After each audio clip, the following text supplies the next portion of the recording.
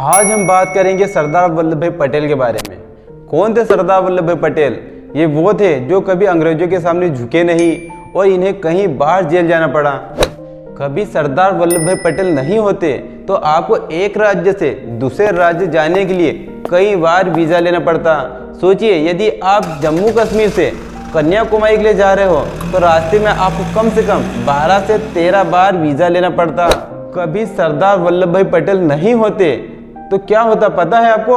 जो आपका गुजरात है, राजस्थान, जूनागढ़, हैदराबाद, मध्य प्रदेश, ये सारे राज्य पाकिस्तान से संधि कर ली थी, उससे जाके मिल गए थे। वो तो सरदार वल्लभ भाई पटेल की देन है जिन्हें वापस भारत में जोड़ा।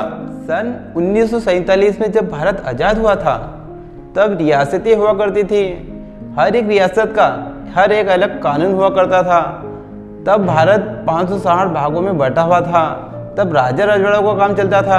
जो राजा रजवाड़े थे उस वक्त खुद अपने आप को एक प्रधानमंत्री समझते थे। तो हम कह सकते हैं कि उस वक्त भारत 560 भागों में बटा हुआ था।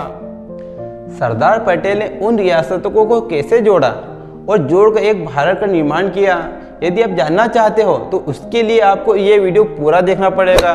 कुछ लोगों का ये कन्फ्यूज़न है कि सरदार वल्लभ भाई पटेल और नेहरू जी दोनों की आपस में बनती नहीं थी, लड़ाई झगड़े हुआ करते थे।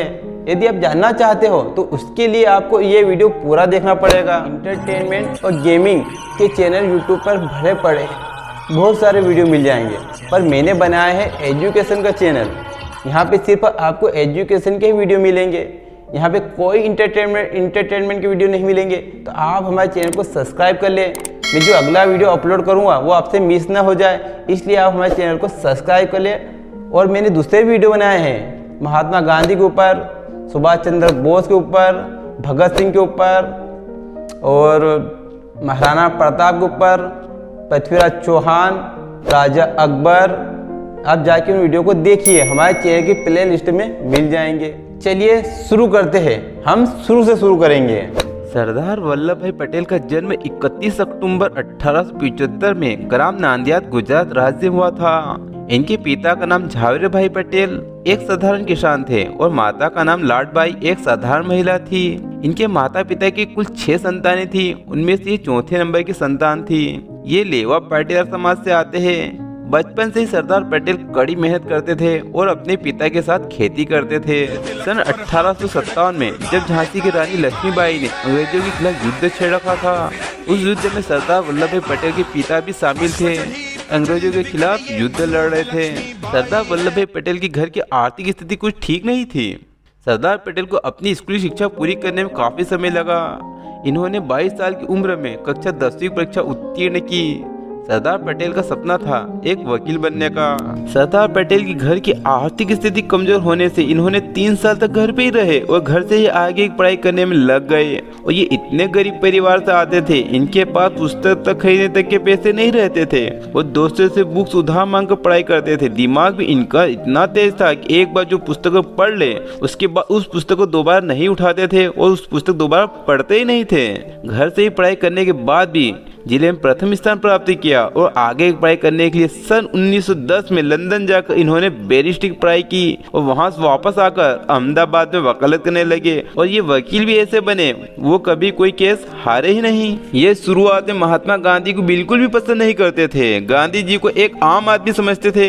इनका मानना था कि धोती कपड़ा लपेट कर ऐसे भारत को आजादी नहीं मिलेगी। उसके बाद सरदार पटेल की पहली मुलाकात गांधी जी से 2 साल बाद सन 1917 में अंग्रेजों द्वारा एक कानून लाया गया था, resolution of royalty of the British king. इसका मतलब था कि सभी भारतीयों को अंग्रेजों के प्रति हमेशा वफादार, ईमानदार रहना पड़ेगा। महात्मा गांधी ने उस बिल का जमकर विरोध किया और उस बिल को फाड़ दिया और कहा कोई भी भारतीय अंग्रेजों की गुलामी नहीं करेगा। सरदार पटेल ने देखा तो महात्मा गांधी बहुत ज्यादा प्रभावित हुए। सरदार पटेल ने उसी दिन वकालत छोड़ दी और जो कोट पैंट पहने थे उसे त्याग दिया और उस दिन से धोती कुर्ता पहन लिया और आम आदमी बनकर रहने लगे। सरदार पटेल समझते थे। वकालत करके मैं पैसा तो बहुत कमा सकता हूँ, लेकिन अंग्रेजों से भारत को कभी आजादी नहीं दिला पाऊंगा। बस उसी दिन से महात्मा गांधी के साथ हो गए।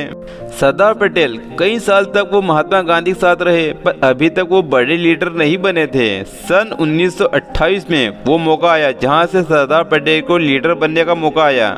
हुआ यूँ था कि उन दिन गुजरात राज्य किसान भयंकर सूखे की चपेट में होने के कारण किसानों की फसल खराब हो गई थी। किसान तो पहले से परेशान था, ऊपर से अंग्रेजों ने अचानक एक टैक्स 5% बढ़ाकर 30% टैक्स कर दिया। और अंग्रेजों ने कहा, कभी तुम लोग टैक्स नहीं दोगे तो तुम्हारी जमीनें हथिया ली जाएगी, मतलब तुम्हारी जमीनों पर कब्जा कर लेंगे ब्रिटिश सरकार। सभी गुजराती किसान पहुंचे महात्मा गांधी के पास फरियाद लेकर और अपनी समस्या बताई। महात्मा गांधी उस वक्त बिजी थे। गांधी जी ने सरदार पटेल को कहा कि जाओ आप इन किसानों की समस्या का समाधान करो। सरदार पटेल ने किसानों के लिए बारडोली सत्याग्रह निकाला। सरदार पटेल इन टैक्स को जमकर विरोध किया। ब्रिटिश सरकार ने इस सत्याग्रह को कुचलने के लिए व रोकने के लिए कई कठोर कदम उठाए और सरदार पटेल को जेल तक जाना पड़ा। अंग्रेजों द्वारा सरदार पटेल को जेल में डालने से किसानों में बड़ा गुस्सा का माहौल बनने लगा। सरदार पटेल को अंग्रेजों ने जेल में बंद कर दिया। अब जनता में आक्रोश और गुस्सा दिखाई जाने लगा। जगह जगह अंग्रेजों को गांव में घुसने से रोका जाने लगा। अंग्रेजों ने सरदार पटेल को रिहा कर दिया। सरदार पटेल के आक्रोश को देखकर ब्रिटिश सरकार ने टैक्स वापस 5% कर दिया। पहली बार हुआ था कि अंग्रेजों द्वारा बनाया गया कोई कानून वापस लिया गया हो, जिससे वहां के किसानों में खुशी की लहर दौड़ पड़ी। और इस सत्याग्रह आंदोलन के सफल होने के बाद वहां की महिलाओं ने सरदार वल्लभ भाई पटेल को सरदार की उपाधि दी। तब से सरदार वल्लभ भाई पटेल कहा जाने लगा। गांधी जी भी सरदार पटेल के बारडोली सत्याग्रह आंदोलन की सफलता से बहुत खुश हुए और अखिल कांग्रेस कमेटी का सन 1919 में सचिव बनाया गया और अध्यक्ष पद अपने पास रखा। गांधी जी ने सारी भागदौड़ सरदार पटेल के हाथ में सौंप दी। अब हर छोटा बड़ा फैसला लेने से पहले सरदार पटेल से विचार विमर्श किया जाने लगा। सरदार पटेल वकील थे तो वो हर फैसला लेने से पहले विचार विमर्श करते थे, जिससे महात्मा गांधी बड़े प्रभावित हुए। सन 1920 में असहयोग आंदोलन सरदार पटेल की अगुवाई में निकाला गया। केवल गुजरात से ही कांग्रेस कमेटी में 3 लाख सदस्य जोड़े और 10 लाख रुपए का फंड एकत्रित किया। इस सफलता को देखकर गांधी जी ने सरदार पटेल को गुजरात राज्य का अध्यक्ष बना दिया। जब जबरदस्ती अंग्रेजों ने सन 1923 में गांधी जी को जेल में डाल दिया, तब सरदार पटेल नागपुर में सत्याग्रह आंदोलन का नेतृत्व किया। इन्होंने ब्रिटिश सरकार के तिरंगे का बहिष्कार कर दिया और आवाज उठाई। इनके साथ अलग अलग राज्यों के लोग आंदोलन में जुड़ने लगे। इस आंदोलन के चलते ब्रिटिश सरकार को झुकना पड़ा। गांधी जी को रिहा कर दिया। सरदार पटेल की बोलने की शक्ति बहुत सशक्त थी। इनके एक बार बोलने से लाखों की भीड़ इकट्ठी हो जाती थी। भारत छोड़ो आंदोलन कांग्रेस कमेटी के द्वारा सन 1942 में आरंभ किया गया था, जिसके मुख्य सूत्रधार सरदार पटेल और नेहरू जी थे। महात्मा गांधी ने इस आंदोलन में एक भाषण दिया और देशवासियों से कहा कि करो या मरो का नारा दिया। इस आंदोलन का मुख्य लक्ष्य अंग्रेजों से भारत को भगाना था। इस आंदोलन के चलते सरदार पटेल नेहरू जी को दोनों को 3-3 साल के लिए अंग्रेजों ने जेल में डाल दिया। 3 साल तक ये जेल के अंदर ही रहे दोनों। भारत को आजाद कराने में सरदार पटेल की अहम भूमिका रही है, जिसके चलते भारत आजाद हुआ। किससे तो बहुत है सरदार पटेल के ऊपर, पर आज हम बात करेंगे सरदार पटेल आजाद भारत के पहले प्रधानमंत्री क्यों नहीं बन सके। अंग्रेजों ने अब डिसाइड कर लिया कि अब वक्त आ गया, हमें भारत छोड़ देना चाहिए और हम चलेंगे अपने देश की तरफ। अब गांधी जी के नेतृत्व में एक कमेटी सन 1946 में बनाई गई। उसमें ये डिसाइड हुआ जो कांग्रेस पार्टी अध्यक्ष चुना जाएगा वही इस आजाद भारत का पहला प्रधानमंत्री बनेगा। जिस समय यह पूरी चर्चा और कवायद चल रही थी, उस समय मौलाना अबुल कलाम आजाद कांग्रेस पार्टी के अध्यक्ष पद पर थे। मौलाना अबुल कलाम आजाद 1940 से ही इस पद पर बने हुए थे और वो अध्यक्ष पद छोड़ना नहीं चाहते थे, परंतु महात्मा गांधी कहने पर उन्होंने अध्यक्ष पद को छोड़ दिया। इसके बाद कांग्रेस पार्टी के नए अध्यक्ष की तलाश शुरू हो गई। दूसरे शब्दों में कहे तो देश के भावी प्रधानमंत्री का चेहरा खोजा जाने लगा। सन 1946 में कांग्रेस कार्य समिति की मीटिंग बुलाई गई। इस मीटिंग में यह तय किया जाना था कि कांग्रेस पार्टी का अध्यक्ष कौन होगा, पर इस मीटिंग से कोई भी रास्ता नहीं निकला। महात्मा गांधी जी ने कहा कि चुनाव करा ले जाए, जिसे ज्यादा वोट मिलेंगे वही अध्यक्ष बनेगा और वही इस आजाद भारत का पहला प्रधानमंत्री बनेगा। इस अध्यक्ष पद की रेस में जवाहरलाल नेहरू, सरदार पटेल, डॉक्टर राजेंद्र प्रसाद, अब्दुल गफ्फार खान, आचार्य JB कृपलानी, PC सीतारमैया समेत कई अन्य दिग्गज नेता शामिल थे। पर महात्मा गांधी ने अध्यक्ष पद की रेस से खुद को बाहर रखा था। वह अध्यक्ष बनना नहीं चाहते थे। उस समय कांग्रेस अध्यक्ष का चुनाव प्रांतीय कांग्रेस की कमेटियां करती थी।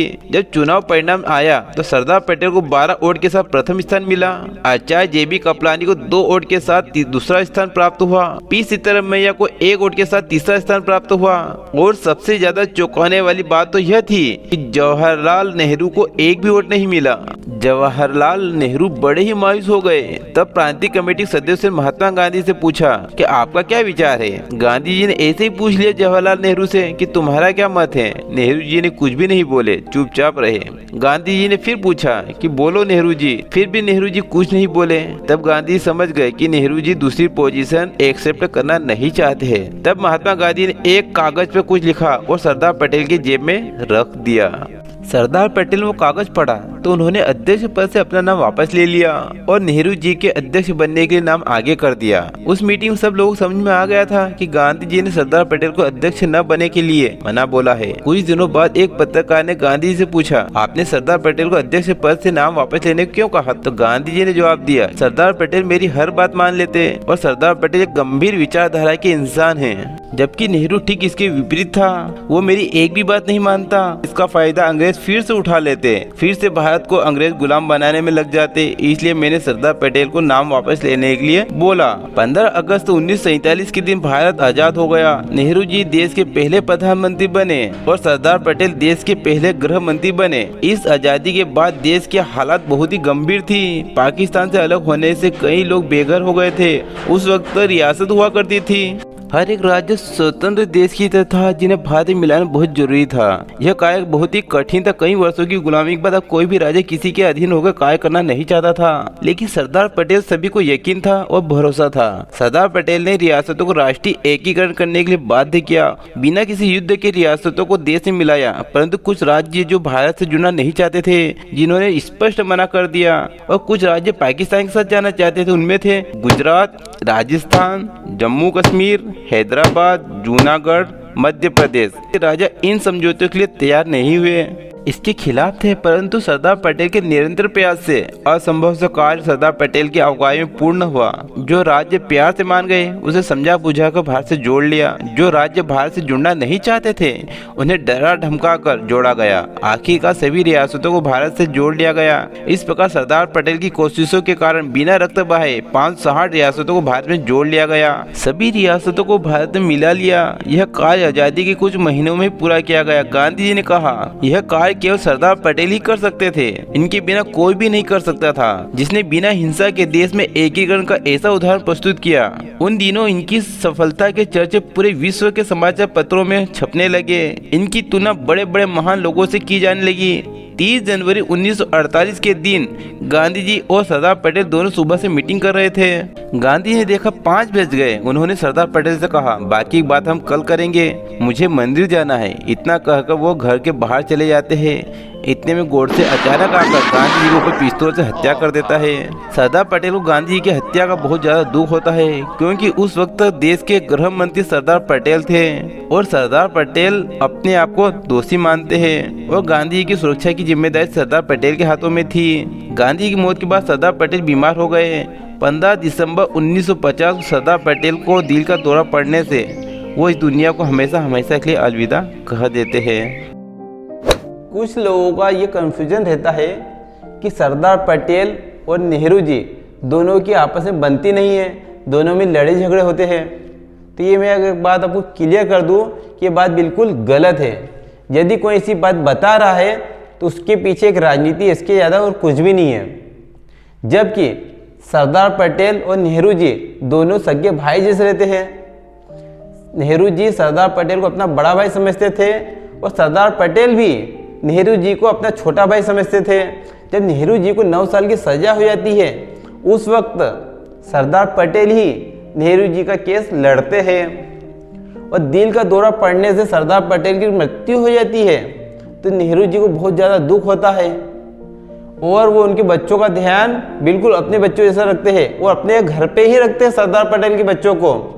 अब आप इससे ज़्यादा समझ सकते हो मैं क्या बताऊं, ठीक है।